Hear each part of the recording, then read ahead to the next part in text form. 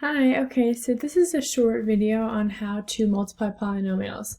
It's short because once we set up the multiplication, it just turns back into an adding and subtracting problem.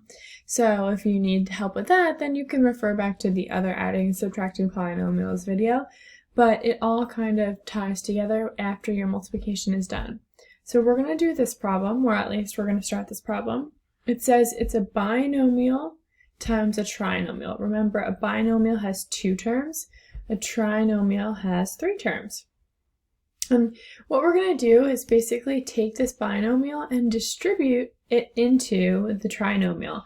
And a better way to think about doing that is by taking the 2m times everything over here, and then the 5 times everything over here.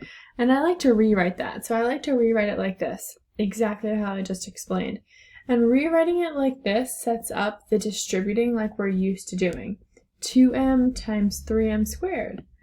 What does that give me? 6m cubed. 2m times negative 4m, 8m squared. 2m times 2, 4m. So it really is just that distributing. Same thing with the 5 distributed to these three terms.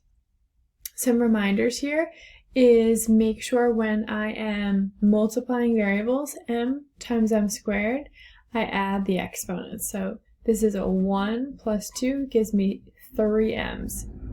From here, all you have to do is combine like terms and put in standard form. Exactly what the last video of adding and subtracting polynomials does. Okay, so that's what you would do. You would look for like terms and you would be done multiplying polynomials. Awesome job, guys.